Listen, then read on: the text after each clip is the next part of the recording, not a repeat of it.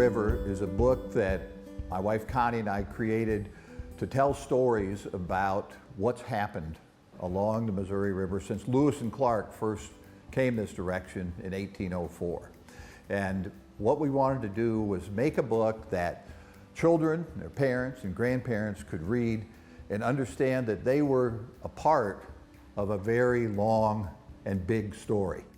What we wanted to do was come up with a storyline that brought children in and brought children that were living here in 1896, for example, and what they were doing. And to tell the story of their day-to-day life and tell the story of the things that were big issues in 1896, in 1832, and in 1956, and try to get people to understand when they come out on the Katy Trail, and they come out along the Missouri River today, they're in a place where a lot of people came before them. And that's how we started the book, and we wanted to create something that would engage people in what's here today and what's been here in the past. Every book that we read to kids connects them to experience, broad experience. And growing up with the river is really about things that are so tangible, and it's tied to a geography, to a space that families can visit. So what I love about this book is that every time you pick it up, you can have a different lesson in the humanities. You can use Brian Haynes' spectacular illustrations to really think about how art interprets space. In some of his illustrations, you're really looking at the differences of the way people lived at different times, different spaces, the way they solved problems, everyday living, and the problems that were specific to their time and place. So I think that this book is a great opportunity for families to study history together, to study experience together. When Dan wrote Growing Up with the River, he chose historically significant years in different river towns along in the Missouri River Valley. And what we're so excited about with this storytelling series is that Missouri Humanities Council is going to kind of take these different layers and use them as jumping off points with storytellers and with other experts to really animate the stories that are in each chapter.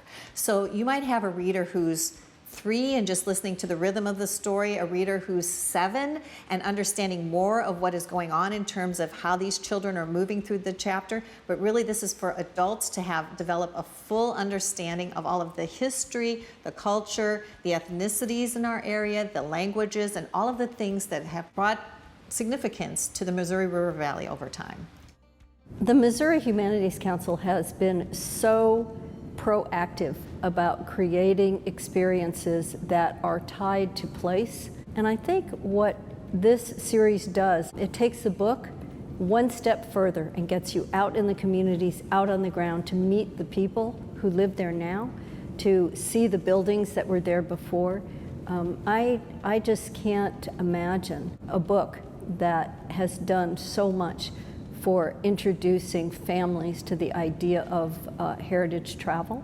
And I think that's something that the Missouri Humanities Council has done so well, is to really emphasize getting out, seeing the state, seeing what you can do, and learning from the geography, learning from the art.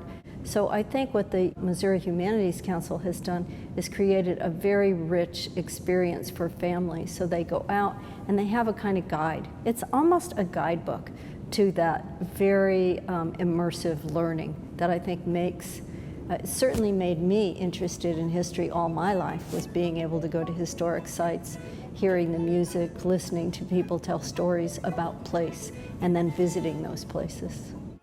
Our mission has been to let people know that there is a treasure chest of history and culture along this area west of St. Louis, along the Katy Trail and the Missouri River.